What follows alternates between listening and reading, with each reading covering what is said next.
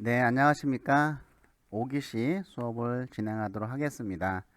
자, 5기시에는 우리가 포괄적 직업 상담과 행동주의 직업 상담, 또 그 상담 중 내담자의 침묵이 발생하는 원인, 그리고 의기 조정을 조정 상담에 대해서 학습하도록 하겠습니다.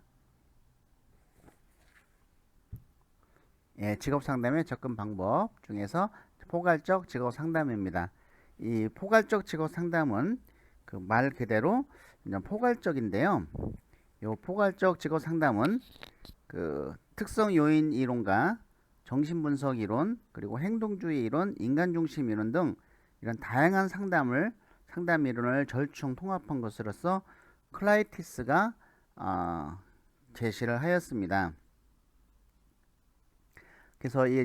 그래서 개요는 특성 요인, 인간 중심, 행동주의, 발달적, 역동 중심적 직업 상담이 포괄되어 있고, 클라이티스가 이제는 개발했다, 제시를 했다. 진단은 여러 직업 상담 이론들의 진단 체계를 모두 고려했다라는 것이죠.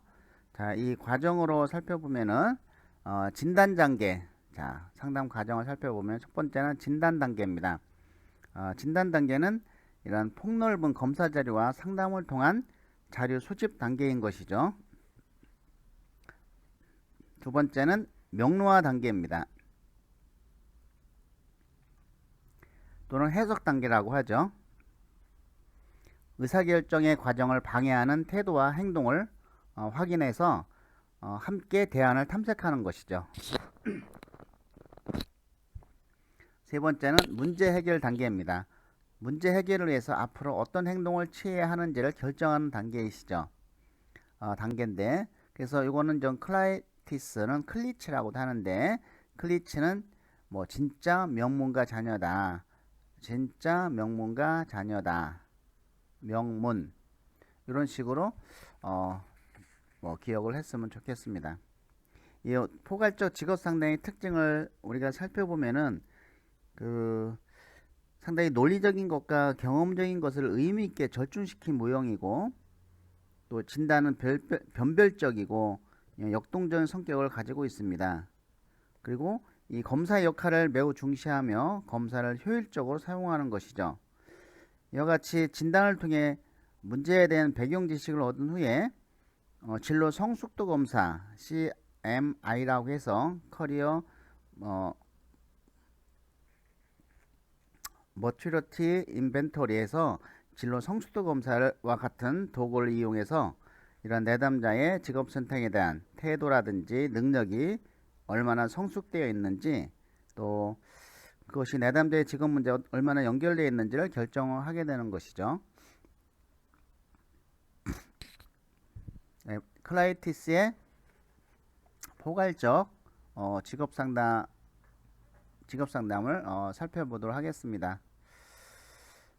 세 가지 유형. 첫 번째, 변별적 진단이죠. 변별적 진단으로 내담자의 직업 문제를 가려내기 위한 것입니다. 이때 사용되는 대표적인 검사가 직업 성숙도 검사, 직업 적성 검사, 흥미 검사 등이 사용하죠.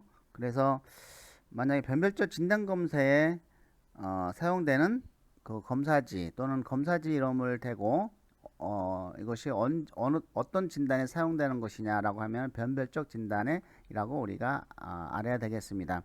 두 번째는 역동적 진단. 이건 상담 과정의 오류를 보완하는 것인데요. 그 내담자와의 상호작용을 통해서 직업 상담자의 어떤 주관적 오류를 보완하고 상담을 통해서 얻어진 자료로 심리 측정 자료가 가질 수 있는 통계적 오류를 보완하는 것입니다. 그 다음에 결정적 진단은 의사결정 과정에서 나타나는 내담자의 문제를 체계적으로 분석하는 것이죠. 예, 가장 잘 나오는 것은 이 변별적 진단에 이제 해당이 될 것 같습니다. 자, 이 모형 진단으로 보면은 첫 번째 진단, 과정, 상담 결과가 있습니다.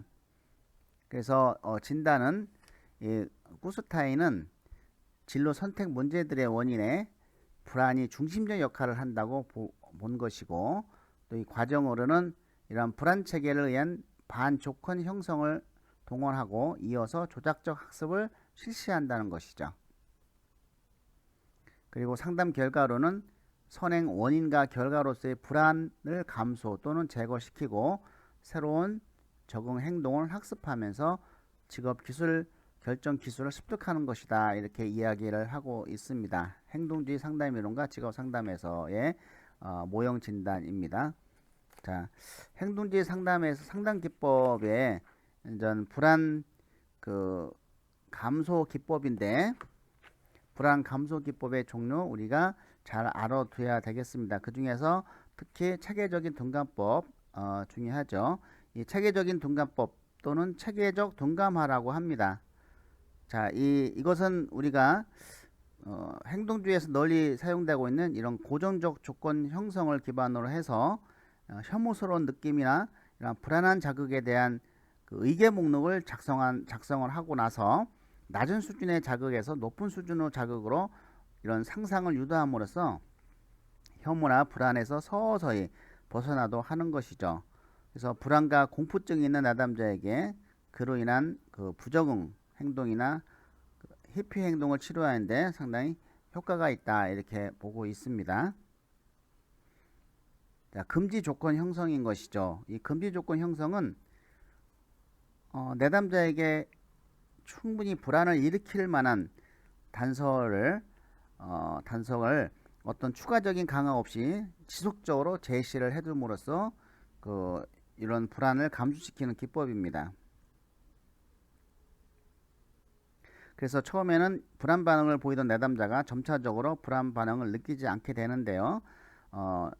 다시 말하면 이전 불안 야기 단서의 어떤 계속적인 제시에도 불구하고 반응 중지 현상이 이제 나타나는 것이죠.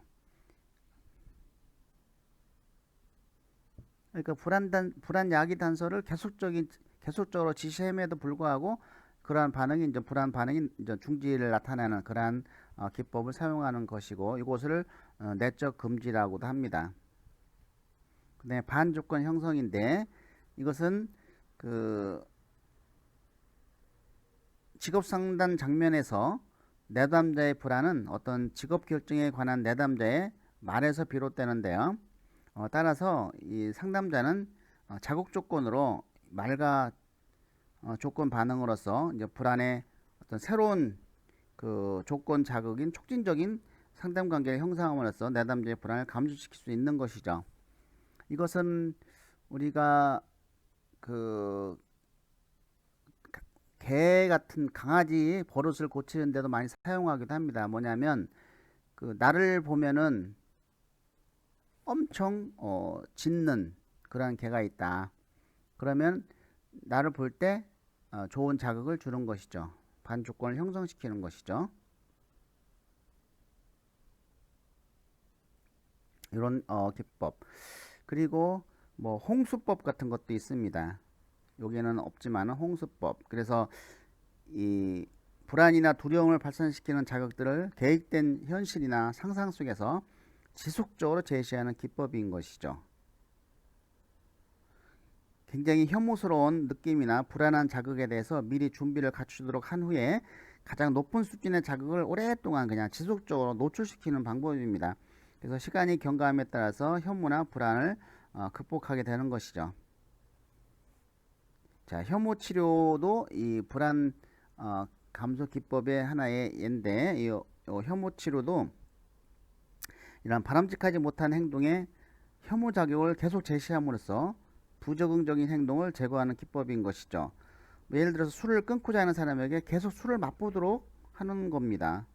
그래서 뭐 전기 쇼크나 뭐 구토를 맛보도록 하는 동시에 뭐 이런 구토를 일으키는 약물을 부여함으로써 술을 먹으면 막 이제 구토하고 막 이렇구나라는 것을 이제 지속적으로 술에 대해서 혐오적인 반응을 보이도록 하는 것이죠.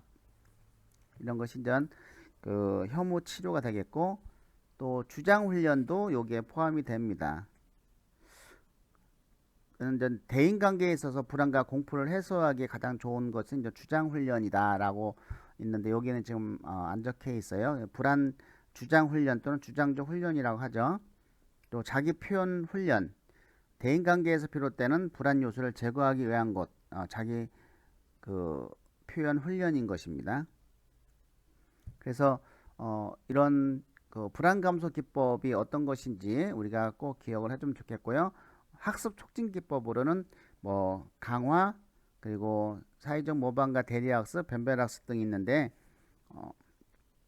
이런 강화는 우리가 정적 강화, 부적 강화 뭐 이런 것들이 이제는 있다고 얘기했고, 또 행동지에서 학습 촉진 기법으로는 변별학습도, 예, 변별학습이 있네요. 이거는 그 우리가 본래 두 개 이상의 자극을 서로 구별하는 것을 말하는데, 어릴 적에는 뭐 신호등 파란불이 있으면은 지나가고 빨간불은 멈추고 뭐 이런 것들이 사실은 좀 변별 학습의 기초가 되는 것인데요. 직업 상담에서의 어떤 변별 학습은 직업 선택이나 직업 결정 능력을 검사나 기타 다른 도구를 이용해서 살펴보도록 하는 것이죠. 그래서 자신의 능력과 태도 등을 변별하고 비교해 보도록 하는 거, 이것이 이제 변별 학습이 되겠고, 어떤 사회적 모방과 대리 학습, 이것도 역시 그 타인의 어떤 직업 결정 행동에 관한 관찰 및 모방을 통해서 그 학습이 되는 것이죠.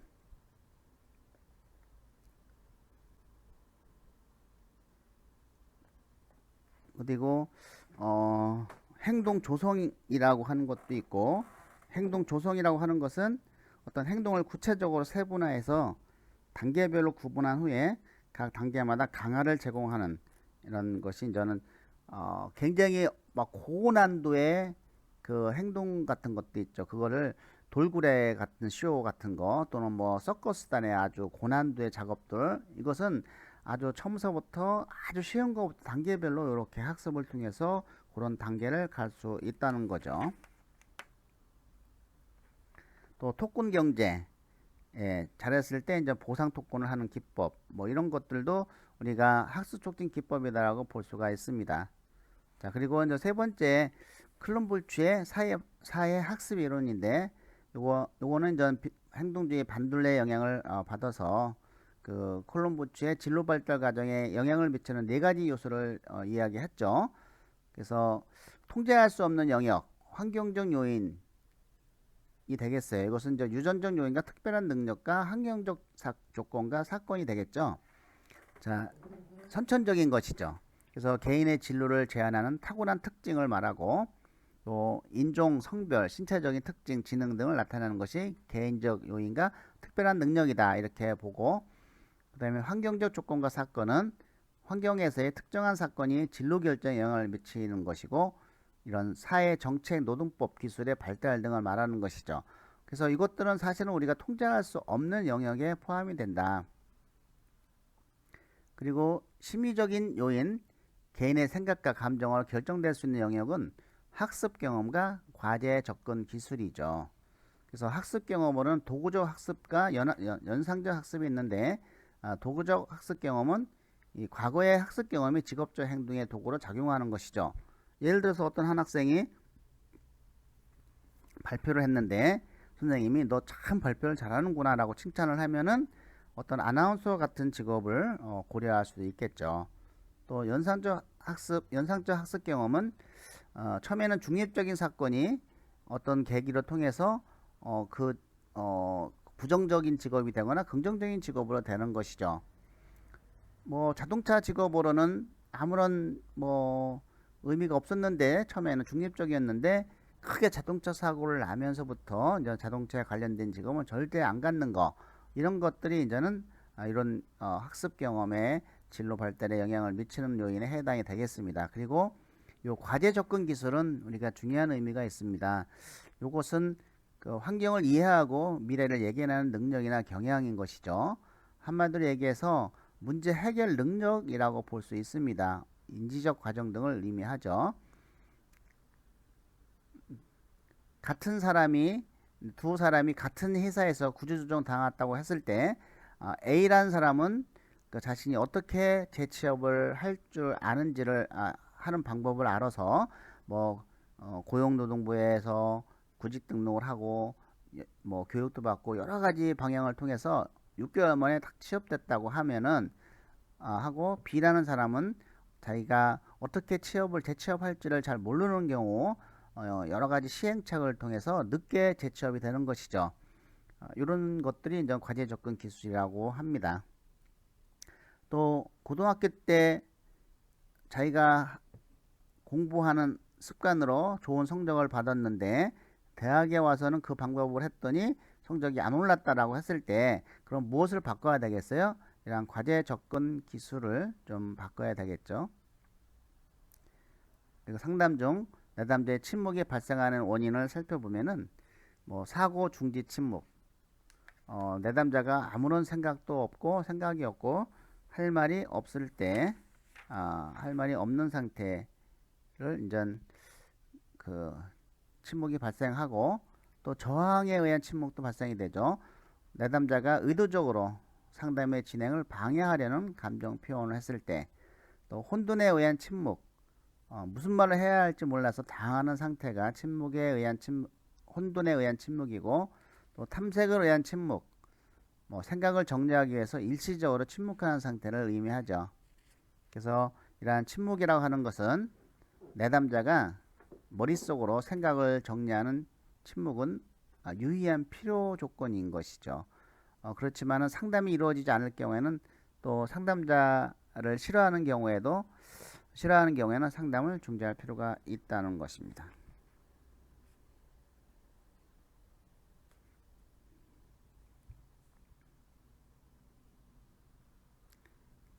자, 의기 조정 상담에 대해서 한번 알아보도록 하겠습니다. 전화 상담. 자, 적합한 것은 전화 상담, 자살 상담, 의기 상담이라고 하는데 청소년 성문제, 응급 상황, 익명성 보장, 상담이 안정적이지 않다. 그러나 일방적으로 상담을 중단할 수 있기 때문에 뭐 의기 조정 상담으로 이제 적합한 것이고, 사이버 상담, 자살 충동 상담에 그다음에 그래서 사이버 상담의 장점을 보면은 언제 어디서나 저렴한 비용으로 접근이 용이하고 익명성이 보장돼 솔직하게 문제를 다룰 수가 있고, 내담자가 자발적으로 상담을 신청할 수가 있고, 청소년들은 인터넷 상담에 더욱 친밀감을 느낄 수 있고, 문제 해결에 필요한 자료들을 쉽게 검색할 수가 있고, 익명성, 자발성, 자료 접근 용이성 등이 이제 의기 조정 상담의 장점이다. 의기 조정 상담의 이제는 이런 사이버 상담의 장점이 되겠고, 단점이라고 하면은 일회성이 될 수가 있는 것이죠. 결국 언제든지 상담을 중지할 우려가 있다는 것입니다.